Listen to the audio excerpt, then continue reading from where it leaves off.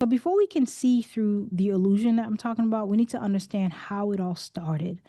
Before capitalism, before industrialization, there was no cultural obsession with achievement. Life was cyclical, not linear. People lived by the rhythm of the seasons, whether it was waking up to the sun or going to sleep with the sun descending and the moon rising. They lived through rituals and community. And so identity was relational, not performative. It was never about what you can do for me and what I can do for you in that sense. It was never competitive.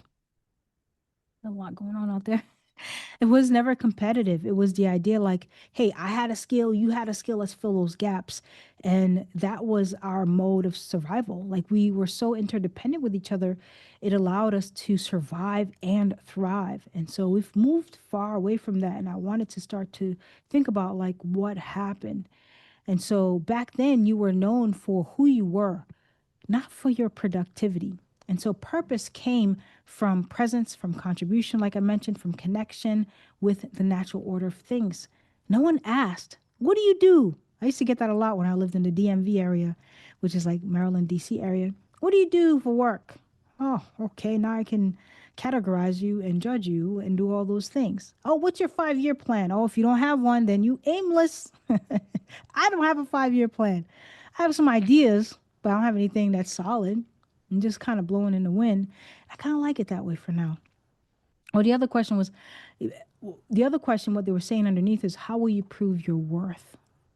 Worthy of my time, worthy of my connections. How are you going to prove your worth to me? It's wild because we moved from this collective approach to this individualistic approach, right? And so before the modern era, the soul's value was already assumed, kind of like what I mentioned earlier. And I always tell my clients this, and they have a hard time believing it. It takes them some time, but like you are already whole. There is nothing that you need. You already have everything. You just have to um, heal the things that create that separation, that lie.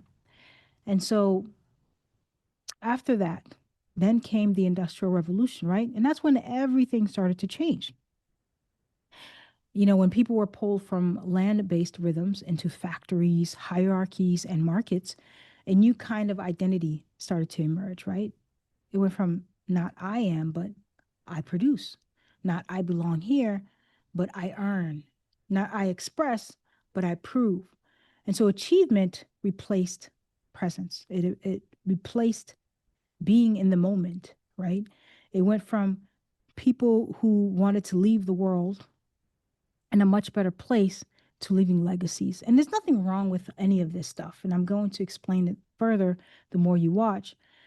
There's nothing wrong with it, but it's understanding what is driving you, right? And so, again, that shift was never random. I believe it was definitely engineered. Shout outs to all my conspiracy theorists out there. But you start to ask questions and you start to wonder, like, why do I believe the things that I do? Like, where does it come from? And I start to think like, a person who knows their inherent worth doesn't overwork. Like my father worked himself so much. I used to work myself so much because I had to prove that I had a right to be wherever I was. I had to prove that I was capable and competent in the eyes of whoever was staring back at me. And I didn't know why I was doing all that then, right? And, a person who feels spiritually connected is really hard to manipulate. You can't, they don't sell out, right? If they're really truly connected to divine light, it's hard to sway somebody like that. And also, a regulated, sovereign human can't easily be controlled by fear, money, or status. And I started to just you know, think about like, what did all this mean to me? Because I've seen people rise and fall, and not like in a negative way, but in a way that life has a way of humbling us, right? So that we can learn the bigger lesson that's for us to learn. And I've seen money go by fast. I've seen money accumulate fast. And all of that for me in any event, like doesn't, it's just not worth the spiritual cost. or the energetic cost, right?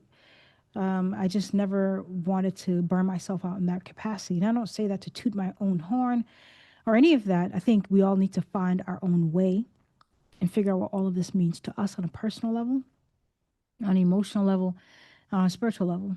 And so people who fall into these categories, they kind of just they flow differently. They aren't necessarily connected to what makes this world go round, which is the dollar sign, right? And not saying that there's nothing wrong with, enjoying your money and having fun with your money, but there's no need to be a slave to it, because when you become a slave to it, that's when you find yourself looping into this achievement trap, because there's always going to be something quote unquote better, right? And so I believe that achievement culture keeps people in motion, always pursuing.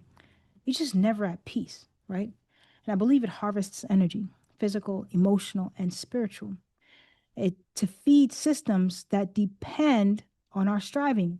If you're not constantly striving, that means that you're not going to make the money to buy the Christmas gifts to feed into the cog, right? And so when I say harvest energy, there's always an exchange that happens when you go to work. You're exchanging your energy, your time. And there's nothing wrong with anyone who does a, good, honest living. Nothing wrong with that at all. But there is an energy exchange. And you want to ensure like that energy feels good to you, right? And so today I feel like achievement has become the main way we define value. It's how we prove our worth. It's how we measure progress. It's how we decide who matters, right? And so we've been conditioned to believe that success equals progress and progress equals worth. And we're rewarded for motion and questioned for stillness. You can't rest. But there's a cost to all this.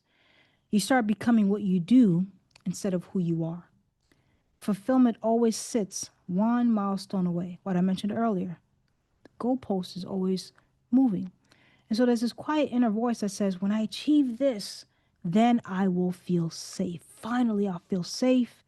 When I reach that, then I'll finally be free. When I get there, then I'll finally feel whole. But that finish line keeps moving because the system needs you to keep chasing it.